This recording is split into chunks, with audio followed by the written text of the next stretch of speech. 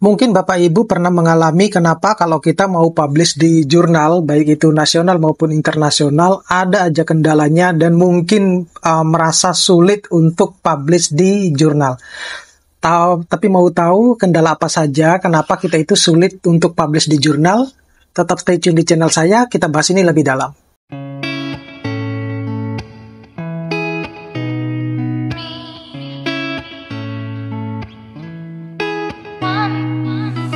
Assalamualaikum warahmatullahi wabarakatuh. Kembali lagi dengan saya di channel saya. Nah, jadi saya mau sedikit sharing terkait dengan adanya beberapa curhatan dari dosen, baik itu dosen muda maupun dosen yang senior, di mana mereka menyebutkan bahwa kenapa sih kalau kita mau publish, kita sudah punya ini artikel ilmiah yang siap untuk dipublish, tetapi kadangkala kita mengalami kesulitan untuk mempublikasikan hasil penelitian kita itu di sebuah jurnal, baik itu di jurnal nasional maupun internasional. Nah, mungkin ada beberapa kendala yang harus saya sharing di sini, di dalam video ini, kenapa kita itu atau teman-teman yang lain itu bisa mengalami kesulitan ketika mau mempublikasikan hasil penelitiannya di jurnal-jurnal. Nah, jadi ada beberapa kendala yang saya identifikasi, khususnya untuk dosen-dosen saat mau mempublikasikan artikel ilmiahnya di sebuah jurnal. Yang pertama itu adalah tidak mengetahui daftar jurnal sesuai dengan bidang ilmu masing-masing. Nah, ini pernah saya bahas bahwa penting bagi semua dosen itu memiliki list jurnal yang sesuai dengan bidang ilmunya masing-masing, baik itu jurnal nasional maupun internasional. Saya juga pernah sharing ya terkait dengan list ini, apa saja yang harus ditulis. Yang pertama itu nama jurnalnya, kemudian dia publish-nya di bulan apa saja, kemudian universitasnya universitas apa. Kemudian kalau yang nasional itu dia terakreditasi Sinta berapa itu. Kalau yang jurnal internasional tentunya ya nama jurnal internasionalnya, kemudian dia impact faktornya berapa, kemudian publishernya itu publisher apa, kemudian dia termasuk di dalam ESGI atau SGI gitu. Itu penting karena berkaitan dengan kalau kita mau melakukan kenaikan kepangkatan itu ada yang harus diperhatikan tentang ESGI maupun SGI. Tuh, jadi penting Bapak Ibu harus mengetahui yang namanya list jurnal. Kemudian kendala yang kedua itu adalah tidak memahami alur dari penerbitan artikel jurnal. Nah, kalau di jurnal nasional terakreditasi, ketika kita mensubmit secara online, itu akan melalui proses review dulu.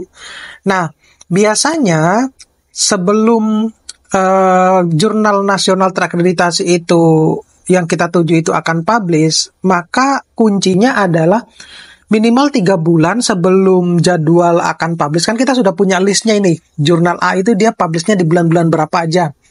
Maka 3 atau 2 bulan sebelum akan publish itu kita harus sudah mensubmit paper kita. Kenapa demikian? Karena kalau di jurnal terakreditasi itu mereka memiliki keterbatasan di dalam mempublikasikan paper-paper setiap edisinya.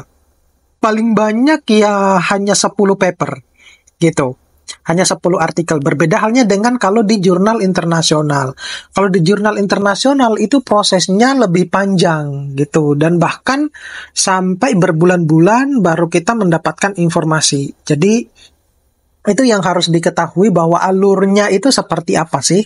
Jadi kita bisa memprediksikan bahwa kalau kita mensubmit pada bulan ini itu kalau kita sesuai dengan kaidah aturan jurnal, dia akan publishnya di bulan berapa. Semacam itu. Kemudian yang ketiga, kendala yang ketiga itu belum mempersiapkan tujuan jurnalnya. Nah, ada kalanya ketika dosen itu menulis artikel ilmiah, mereka kadang tidak mengetahui bahwa saya mau ke jurnal yang mana ini gitu. Karena pemilihan jurnal yang tepat itu bisa mempercepat proses kita artikel kita itu bisa juga di publish ataupun diterima gitu kan. Jadi contoh kecilnya misalnya begini. Kalau misalnya jurnal kita itu katakanlah di jurnal yang engineering ya, contohnya misalnya kalau saya itu adalah di dalam artikel saya itu lebih banyak membahas tentang air limbah misalnya semacam itu. Kemudian kalau saya menuju ke sipil, ya besar kemungkinan itu tidak akan diterima gitu. Jadi harus tahu dulu bahwa apa isi konteks dari artikel kita, kemudian tujuan jurnal kita itu kemana. Nah, semacam itu. Jadi harus memiliki tujuan yang jelas. Jangan sampai bahwa isinya seperti apa, maunya ke jurnal yang mana gitu. Jadi kita tidak bisa seenak-enaknya memilih jurnal gitu ya. Jadi harus disesuaikan dengan isi konteksnya gitu. Oleh karena itu penting bagi Bapak Ibu untuk mengetahui tujuan jurnalnya. Jurnal itu isinya secara apa sih? Secara garis besarnya seperti apa sih? Nah, itu bisa dilihat pada bagian deskripsi dari jurnal tersebut. Kemudian yang keempat itu, yang terakhir adalah gampang tergiur dengan tawaran-tawaran fast track publish. Nah, itu perhatikan baik-baik Bapak Ibu bahwa salah satu alasan kenapa Menteri Pendidikan mengeluarkan Permendikbudristek nomor 53 tahun 2023 itu tentang tidak diwajibkannya mahasiswa master dan doktoral untuk publikasi di jurnal itu adalah karena di Indonesia itu banyak artikel-artikel ilmiah itu yang publish di jurnal yang bukan jurnal bereputasi gitu, tapi jurnal yang termasuk di dalam jurnal abal-abal ataupun yang discontinue. Nah gitu, jadi itu sudah pernah saya bahas di video saya yang lain.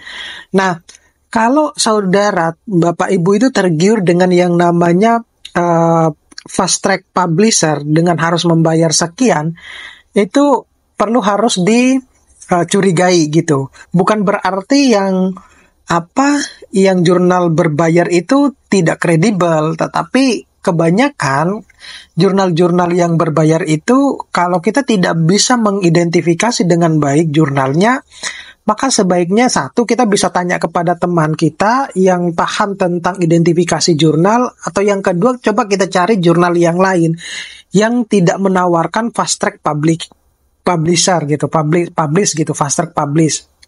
Nah, itu yang harus diperhatikan. Jadi, jangan sekali-sekali ya tergiur dengan yang namanya fast track publisher. Penting, sekali lagi saya ingatkan bahwa penting untuk kita mengetahui kredibel suatu jurnal. Jangan sampai kita sudah punya artikel yang bagus, kemudian siap untuk dipublish, ternyata kita publishnya ke jurnal yang mungkin dalam beberapa tahun atau bahkan setelah kita dipublish itu sudah termasuk di dalam jurnal abal-abal ataupun yang discontinue. Nah, itulah, jadi ada 4 kendala Bapak Ibu yang seringkali dihadapi. Kenapa kita itu, dosen-dosen itu seringkali mengalami kendala saat mempublikasikan artikel-artikel terbaiknya di jurnal baik nasional maupun internasional.